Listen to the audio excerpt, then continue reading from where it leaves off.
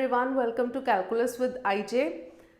तो आज हम करेंगे केस स्टडीज़ के कुछ और क्वेश्चंस। एक ऑलरेडी मैं केस स्टडीज़ पे बेस्ड वीडियो बना चुकी हूँ, उसका link I will put in the description box. तो today we will cover 7 more questions based on case studies.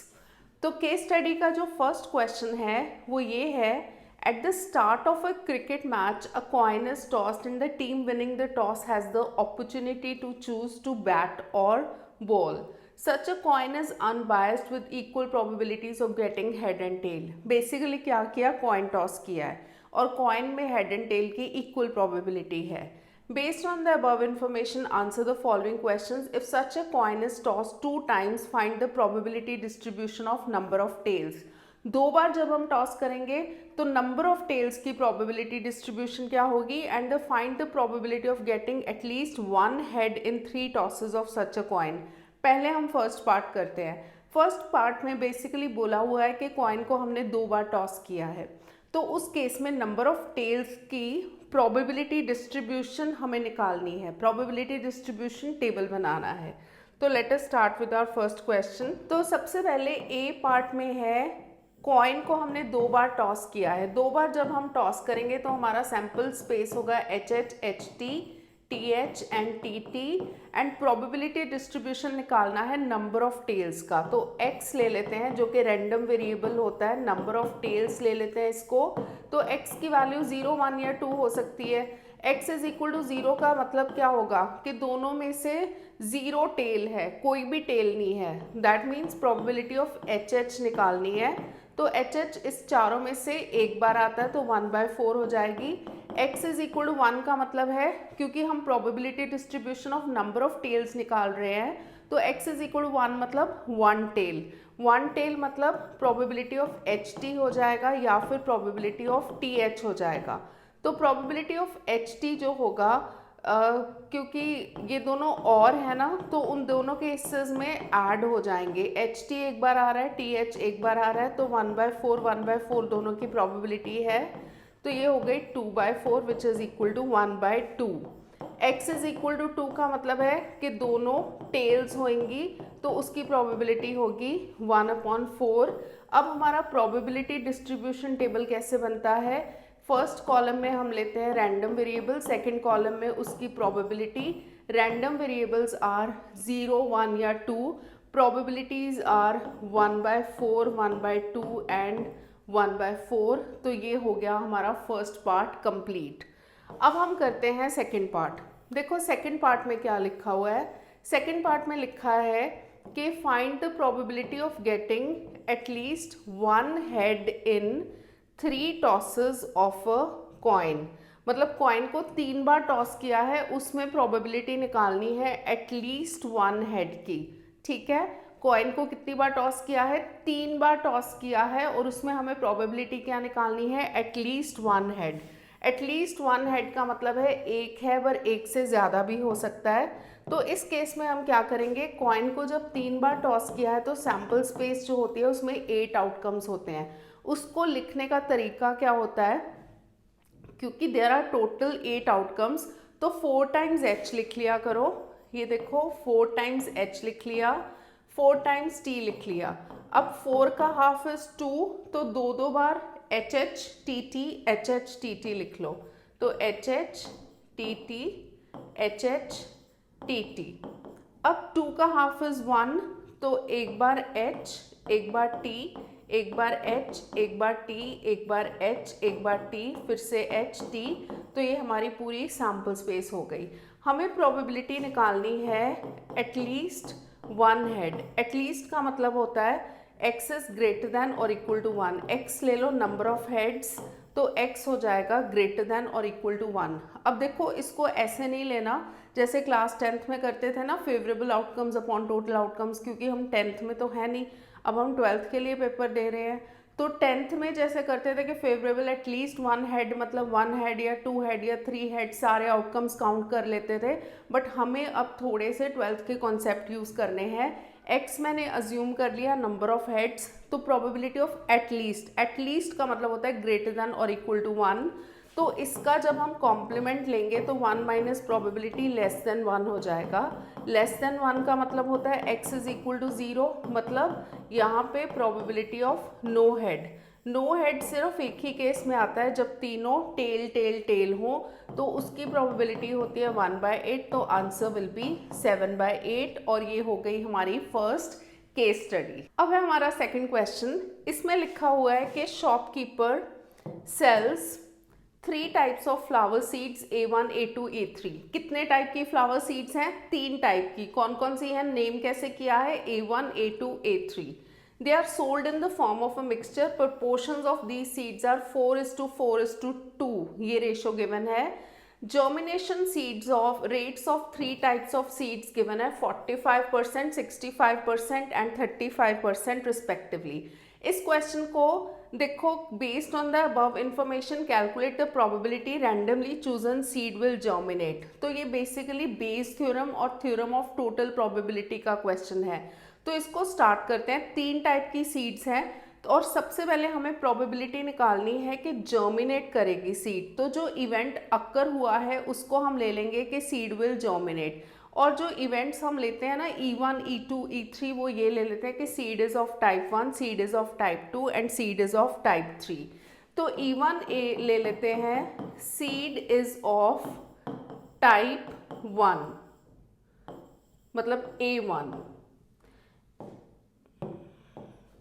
E2 event ले लेते हैं, seed is of type A2। और E3 इवेंट ले लेते हैं, seed is of type A3। अब देखो तीनों की रेशो गिवन है 4:4:2। तो प्रोबेबिलिटी ऑफ E1 हो जाएगी, सम ऑफ रेशोज निकाल लिया करो, सम ऑफ रेशोज हो जाएगा 4 + 4 + 2 विच इज इक्वल टू 10। तो प्रोबेबिलिटी ऑफ E1 हो जाएगा, क्योंकि उसकी रेशो 4 है तो 4/10 हो जाएगा। प्रोबेबिलिटी ऑफ E2, ये भी 4 रेशो है तो 4/10 हो जाएगा। एंड प्रोबेबिलिटी ऑफ E3 हो जाएगा वो, क्योंकि 2 रेशो है, 2/10 हो जाएगा। तो ये सारी प्रोबेबिलिटीज आ गई हमारी। अब हम A इवेंट लेंगे, सीड विल जर्मिनेट। तो सीड जर्मिनेट्स को हम ले लेते हैं इवेंट A। सबसे पहले प्रोबेबिलिटी A E1 निकालेंगे। A E1 का मतलब है कि जो सीड ऑफ टाइप A1 है वो जर्मिनेट करेगी। तो germination rates of 3 types of seeds are given. तो ये प्रोबेबिलिटी होगी 45% which is 45/100। Probability of A2 मतलब seed of type 2 will germinate. A2 वाली सीड जर्मिनेट करेगी, तो उसकी प्रोबेबिलिटी 60% गिवन है, तो ये हो जाएगा 60/100।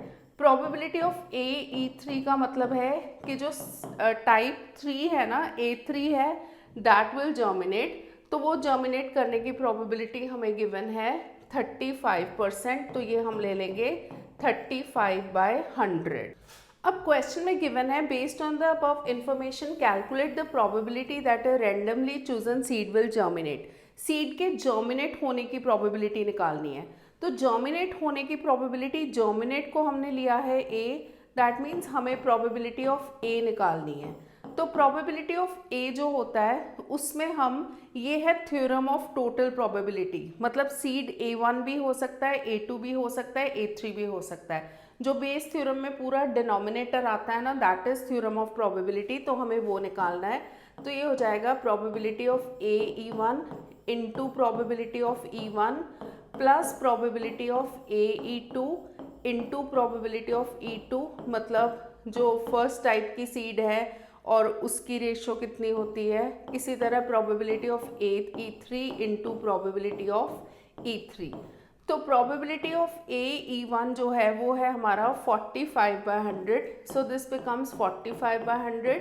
और साथ में प्रोबेबिलिटी ऑफ E1 है 4/10 प्लस दूसरे वाले की है 60/100, 60/100 into probability of E2 is again 4/10, और थर्ड वाले की है 35/100 and probability of E3 is 2/10।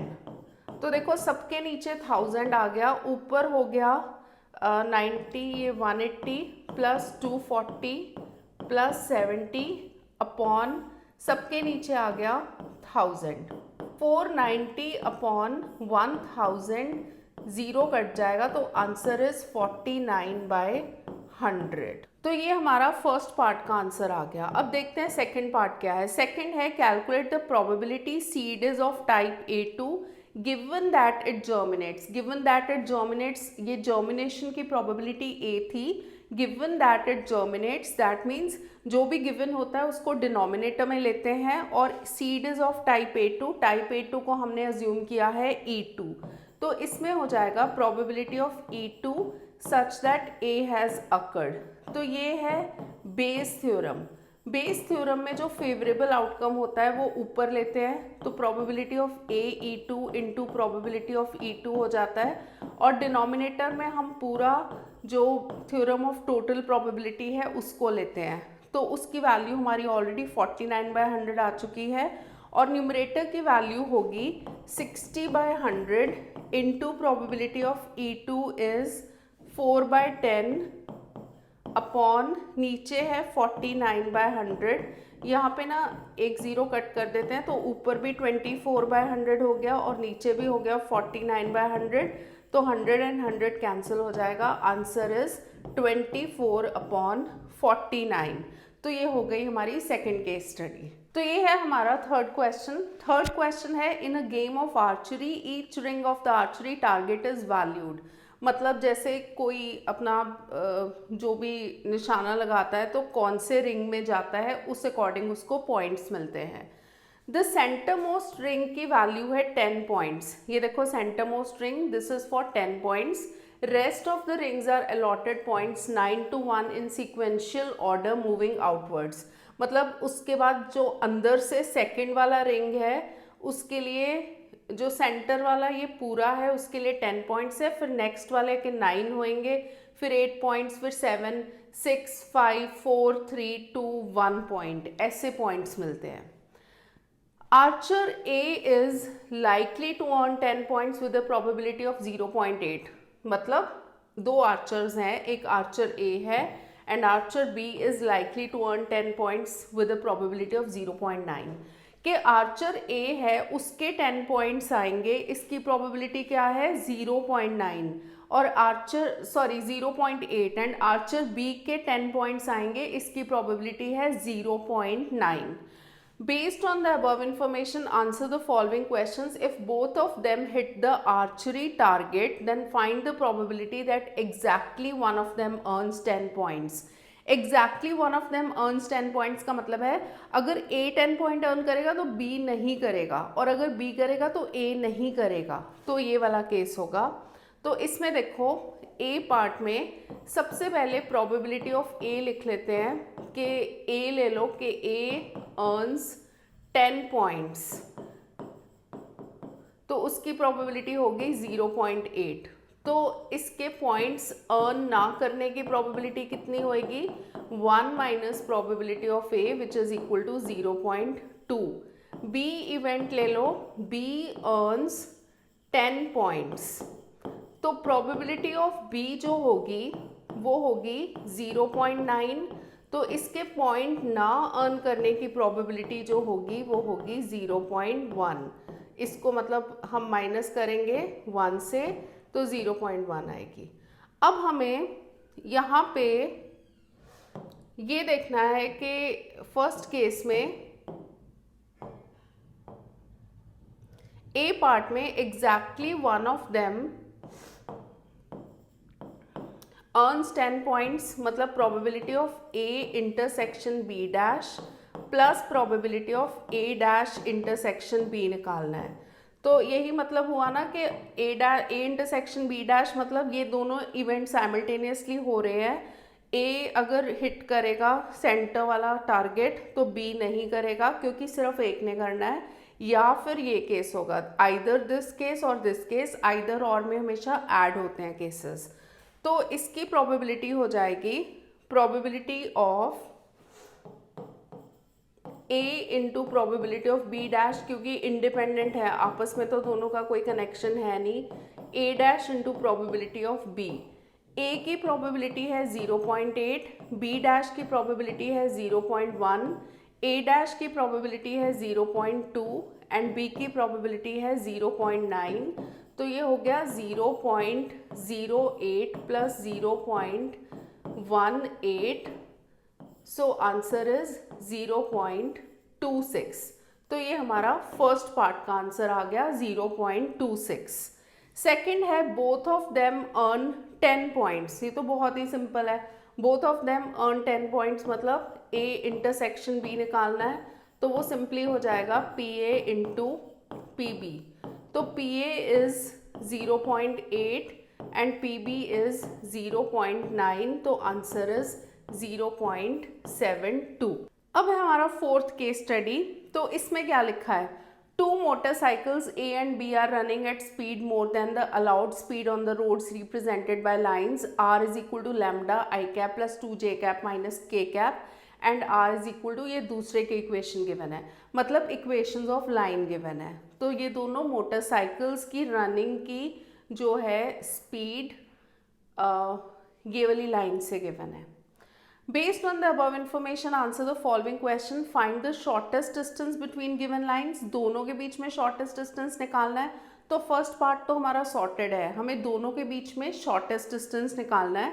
Second में point at which the motorcycles में कोलाइड करेंगे, मतलब अगर मोटरसाइकिल आपस में कोलाइड करेंगे दैट मीन्स कहीं ना कहीं किसी पॉइंट पे इंटरसेक्ट करेंगे, तो हमें उनका पॉइंट ऑफ इंटरसेक्शन निकालना है।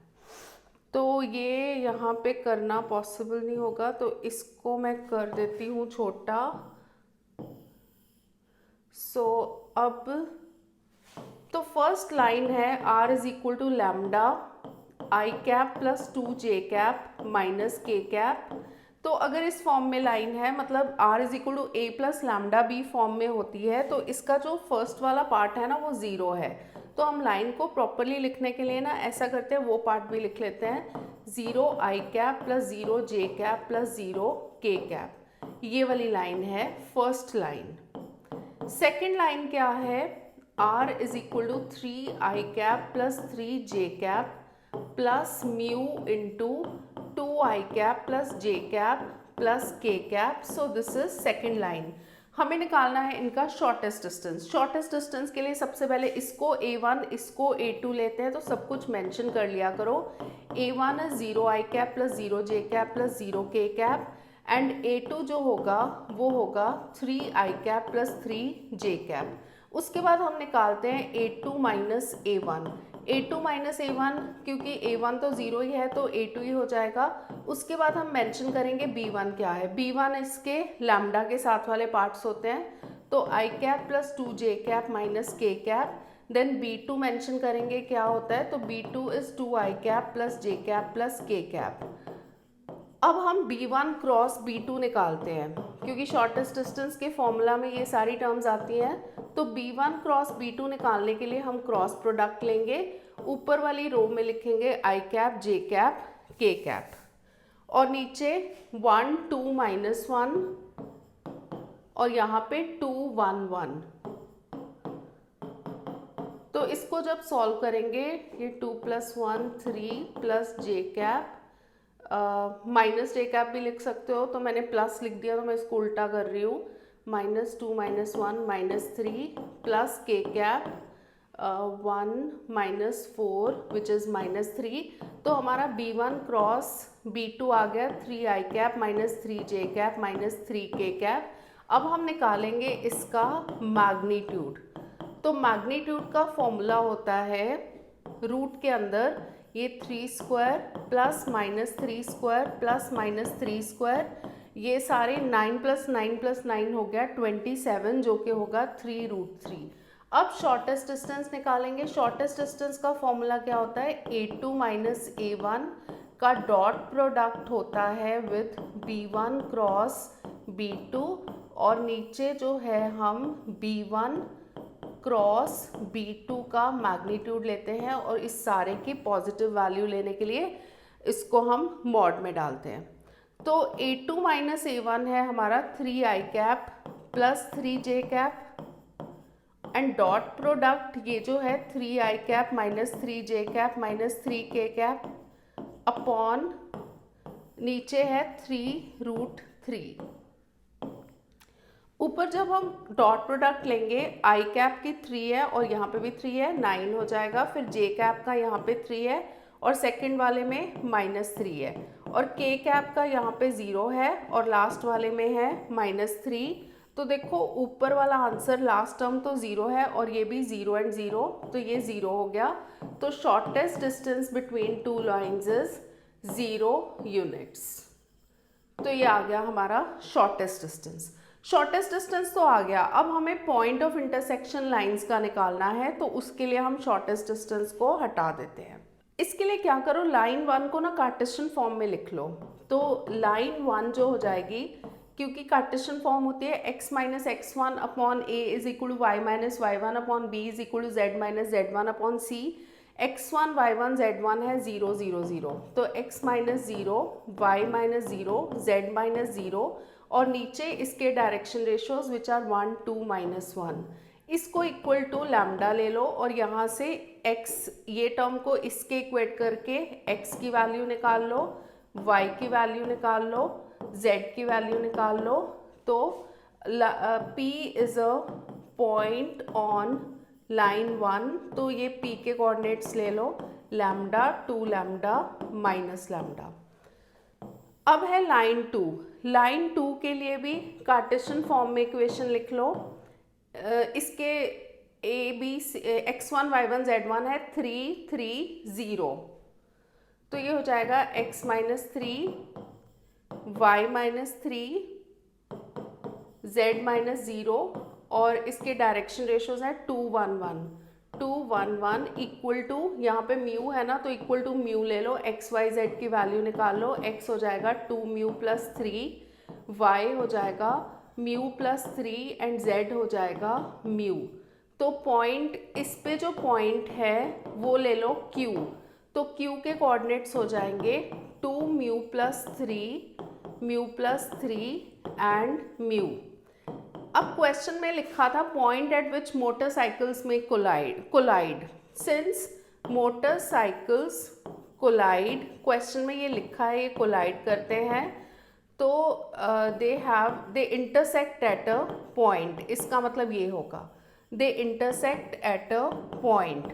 तो पॉइंट ऑफ इंटरसेक्शन निकालने के लिए ना हमें लैम्डा एंड म्यू की वैल्यू चाहिए, तो कोई एक वैल्यू चाहिए, तो इक्वेशंस तो सॉल्व करनी पड़ेंगी। तो ऐसा करते हैं, इक्वेट कर देते हैं हम कोई दो वैल्यूज़, थोड़ी जो इजी लग रही है। फर्स्ट सेकेंड एंड थर्ड को इक्वेट कर देते हैं, या फर्स्ट एंड सेकेंड को कर लेते हैं। एक्स एंड वाई कोऑर्डिनेट्स को इक्वेट कर लेते हैं। तो पॉइंट ऑफ इंटरसेक्शन होगा ना, तो हर एक कोऑर्डिनेट, क्योंकि इंटरसेक्ट करते हैं तो उनके कोऑर्डिनेट सेम होंगे, that means lambda equal to 2 mu plus 3 होगा and 2 lambda is equal to mu plus 3 होगा। यहाँ पे minus lambda is equal to mu ले लेते हैं, तो एक्स एंड जेड के कोऑर्डिनेट्स कर लेते हैं, उससे इजी हो जाएगा। तो लीनियर इक्वेशन बन जाएगी x minus 2 mu is equal to 3, और इससे आ गया minus lambda minus mu is 0। इन दोनों इक्वेशंस को ऐड कर लेते हैं, यहाँ पे लिख देती हूँ दोबारा, lambda minus 2 mu is 3 minus lambda minus mu is 0। Basically हमें लैम्डा एंड म्यू की वैल्यू निकालनी है, दोनों को जब ऐड करेंगे ये कट गया, तो minus 3 mu is equal to 3, तो म्यू की वैल्यू आ गई -1। म्यू आ गया तो पॉइंट निकाल सकते हैं, अगर लैम्डा निकालना है तो लैम्डा भी निकाल लो। तो म्यू जो था माइनस लैम्डा था, तो लैम्डा हो जाएगा 1, तो पॉइंट P हो जाएगा, क्योंकि P था लैम्डा 2 लैम्डा -1, तो लैम्डा की वैल्यू पुट करोगे 1 2 -1, सो this is point of intersection. तो अगर इस लैम्डा की जगह म्यू की वैल्यू सेकंड में पुट करोगे तो भी सेम आएगा, चेक कर लेते हैं। -1 है ना, तो यहाँ पे 1 आएगा, -1 पुट करके यहाँ पे 2 आएगा, यहाँ पे -1, तो बेसिकली किसी में भी पुट करो, पर क्योंकि हमें दोनों की वैल्यूज, एक की वैल्यू निकालनी है, तो उसके लिए हमें दो इक्वेशंस तो चाहिए होंगी। तो दो इक्वेशंस को सॉल्व करके हमने लैम्डा एंड म्यू की वैल्यू निकाल ली, चाहे लैम्डा की वैल्यू पुट करके पॉइंट ऑफ इंटरसेक्शन निकाल लो, चाहे म्यू की वैल्यू पुट करके पॉइंट ऑफ इंटरसेक्शन निकाल लो। सो अब है हमारा fifth question, bias die is tossed, respective probabilities for various faces to turn up are as follows. Face, क्योंकि डाई के 6 फेसेस होते हैं, वन फेस की वैसे तो एक अनबायस्ड डाई होती है, तो उसमें हर एक फेस की प्रोबेबिलिटी 1/6 होती है।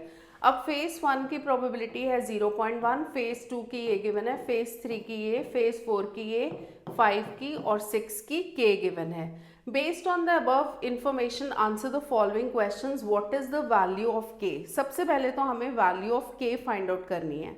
तो उसमें क्या होगा, ए पार्ट हम प्रूव करने के लिए P1 plus P2 plus P3 plus P4 plus P5, क्योंकि ये प्रोबेबिलिटी डिस्ट्रीब्यूशन टेबल है ना, तो सारी प्रोबेबिलिटीज़ का सम हमेशा 1 होगा।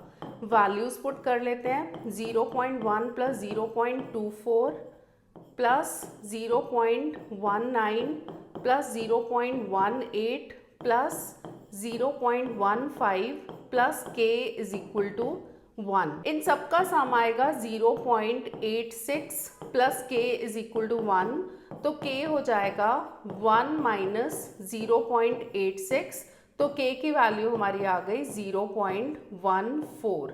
तो हमारा फर्स्ट पार्ट इज सॉर्टेड।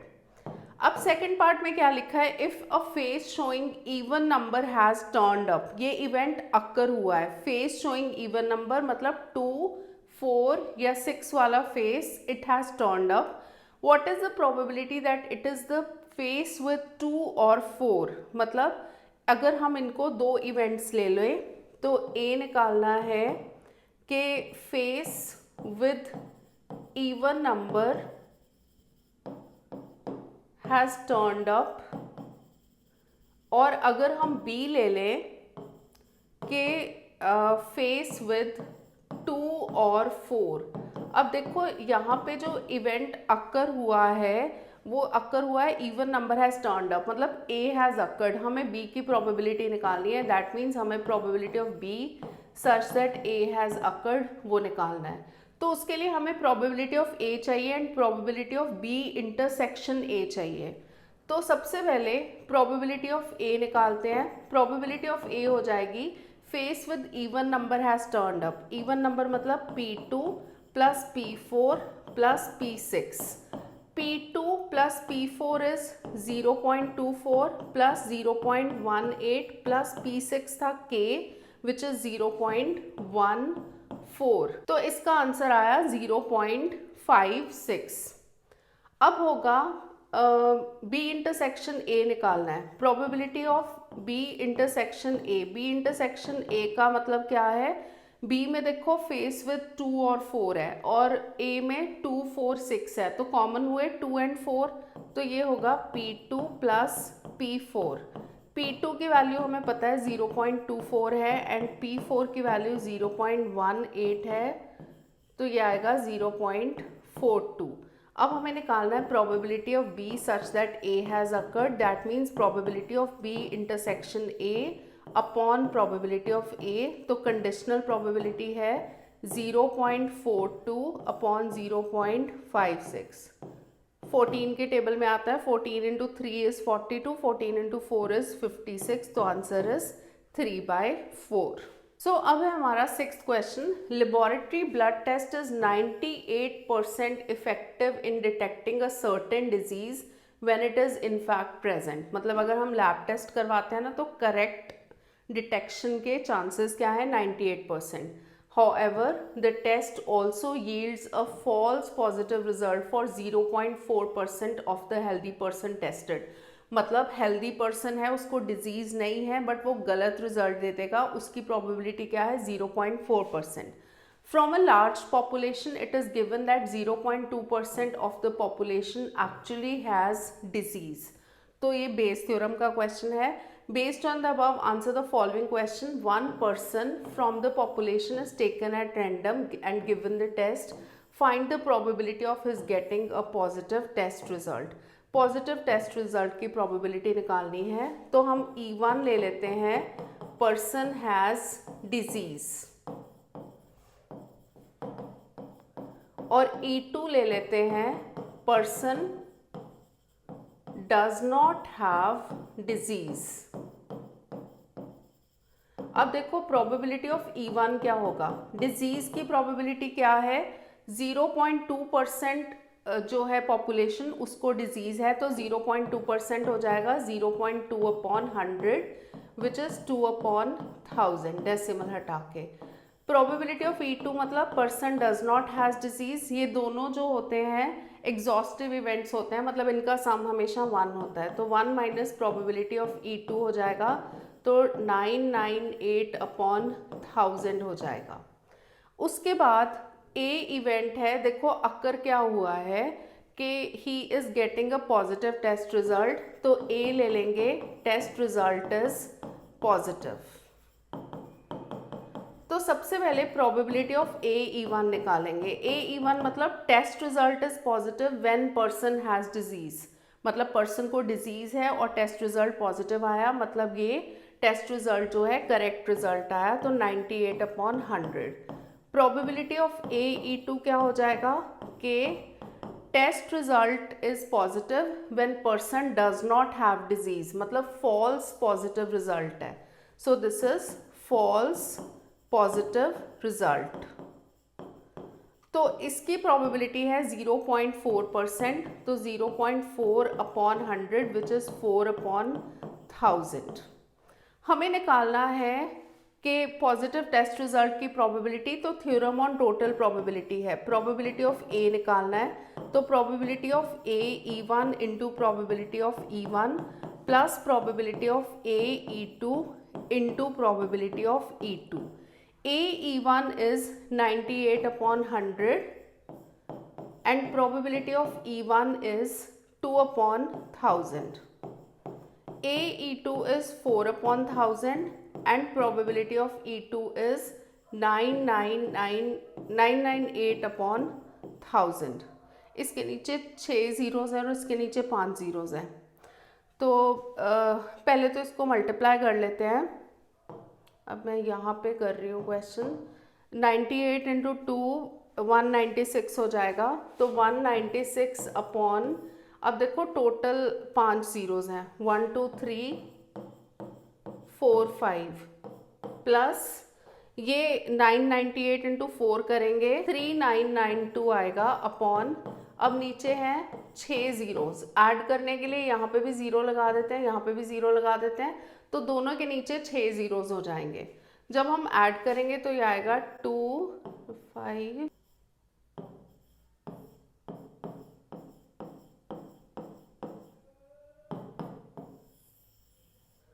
तो ये है हमारा रिक्वायर्ड आंसर फर्स्ट पार्ट का, 5952 अपॉन नीचे 1 के बाद है टोटल 6 zeros, तो 5952 अपॉन 1000000 इज आवर आंसर। अब है हमारा B part, what is the probability that person actually has disease given that his test result is positive.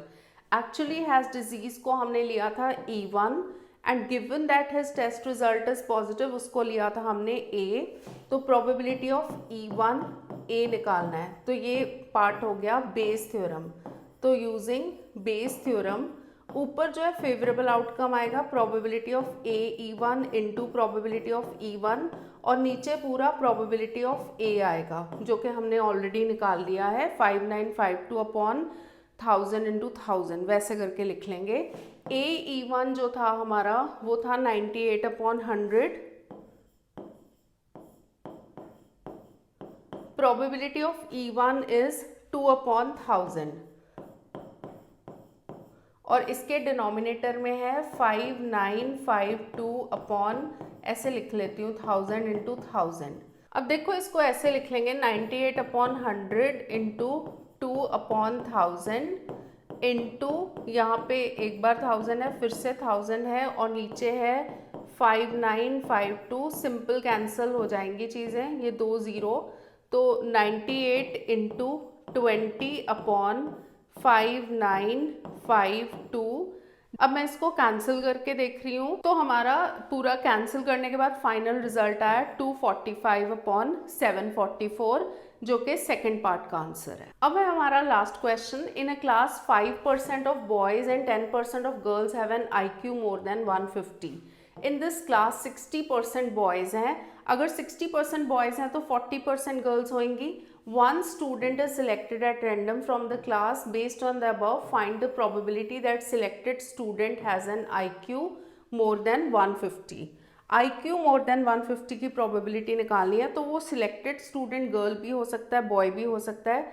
तो बेस थ्योरम का क्वेश्चन है। सबसे पहले हम लेंगे इसमें A पार्ट में E1 selected student is boy और E2 लेंगे selected student is girl. Probability of E1 हो जाएगा 60/100, तो प्रोबेबिलिटी ऑफ E2 हो जाएगा 1 minus probability of E1 which is equal to 40/100।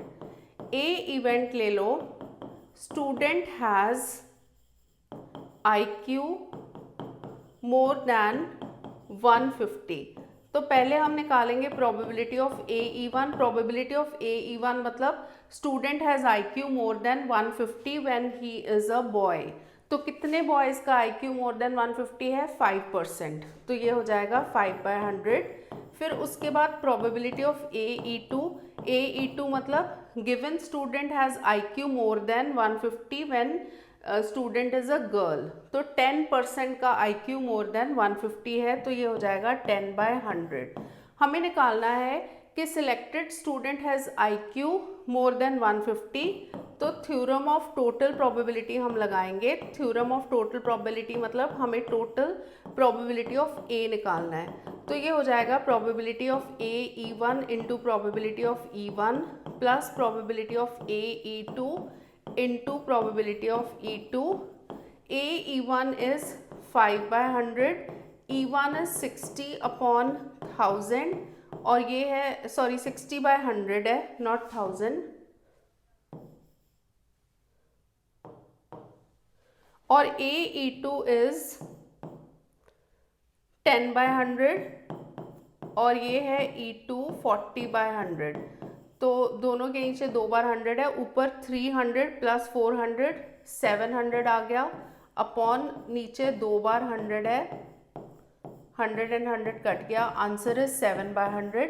Answer को इस फॉर्म में भी दे सकते हो या 0.07 लिख के भी दे सकते हो। अब है इसका बी पार्ट में पूछा हुआ है कि if it is given that selected student has IQ more than 150, ये गिवन है। Selected student has IQ more than 150 हमने A लिया था, तो A is given. Find the probability that student is a girl को हमने लिया था E2, मतलब हमें प्रोबेबिलिटी ऑफ E2A निकालना है। तो प्रोबेबिलिटी ऑफ E2A में जो फेवरेबल आउटकम होगा AE2 into probability of E2 और नीचे है probability of A। So this is our Bayes theorem. तो AE2 जो था वो था 10/100 एंड प्रोबेबिलिटी ऑफ E2 जो था वो था 40/100 and probability of A is 7/100। तो ये हो गया, देखो 400 ऊपर अपॉन 2 बार 100 है इंटू 100/7, 100 एंड 100 कट गया, एक इससे भी कट गया। So our answer is 4/7। तो ये आज हमारे केस स्टडीज़ के और 7 क्वेश्चंस प्रिपेयर हो गए। तो इसमें जो पहले मैंने केस स्टडीज़ के क्वेश्चंस करवाए हुए हैं वो वाले वीडियो का लिंक मैं डिस्क्रिप्शन बॉक्स में डाल दूंगी। तो इसी टाइप के केस स्टडीज़ के क्वेश्चंस आएंगे। जो पूरा केस स्टडी गिवन होएगा उस पर बेस्ड या तो 2 पार्ट्स पूछे होंगे 2 मार्क्स के, या फिर 3 पार्ट्स पूछे होंगे 1-1-2 मार्क्स के। तो उसी को पार्ट्स में स्प्लिट करके पूछे जाएंगे। तो keep on watching the videos and keep on supporting the channel, and please don't forget to like, share and subscribe. Thank you for watching.